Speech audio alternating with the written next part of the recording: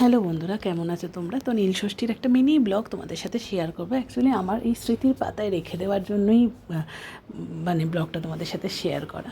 যাই হোক, পুজোর একটা ছোট্ট ক্লিপিং তুলেছিলাম। তো 13 তারিখ ছিল নীলষষ্ঠী। আজকের আমি যে তোমাদের সাথে শেয়ার করবো, আজকে হচ্ছে তোমার 15 তারিখ, পয়লা বৈশাখ। তো শুভ নববর্ষ সকলকে জানাই। আশা করি পয়লা বৈশাখের কোনো ব্লগ শেয়ার করতে পারবো, আবার নাও করতে পারি, জানি না। প্রতিটাই কখন কী করি না, এখন না কোনো সময় ঠিক নেই। যদি করি তাহলে নিশ্চয়ই শেয়ার করবো। কোনো কোনো সময় তো আবার করেও শেয়ার করিনি, যেমন শিবরাত্রি ব্লগ করেছিলাম কিন্তু শেয়ার করিনি।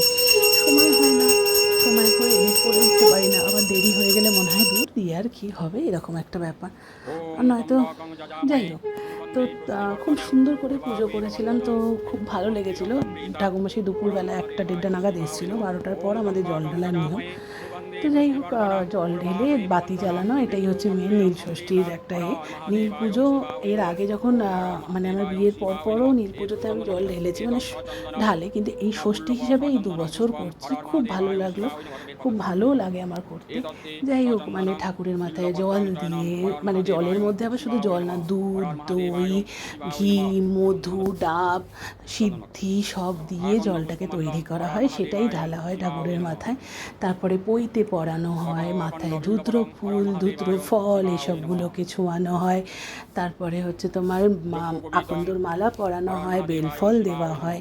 তারপর সন্তানের মঙ্গল কামনার্থে একটা প্রদীপ জ্বালানো হয়, যে প্রদীপটা জ্বলতেই থাকে যতক্ষণ না প্রদীপটা শেষ হয়, মানে মোমবাতিটা, বাতি নয়তো ঘিয়ের প্রদীপ বলে। আর অপরাজিতা ফুল আর আকন্দ ফুল দিয়ে বাবার মাথায় অভিষেক করতে হয়। খুব ভালোভাবে দিনটা কেটেছিল, আমার খুব ভালো লেগেছিল। তাই ভাবলাম তোমাদের কাছেও শেয়ার করি এবং রেখে দিই। আর এত সুন্দর ঠাকুরমশাই মন্ত্র বলে বলে করে না, নিজের ঘরের পুজো সুপ্রকাশং মহাদীপং সর্বস্বস্তি নিরাময়ং অভ্যন্তরস্থং জ্যোতিদীপায়ং হর মহাদেবায়ং শিবায় নমঃ। চলে এলাম, সুন্দর করে পুজো হয়ে গেল, দেখতেও ভালো লাগলো।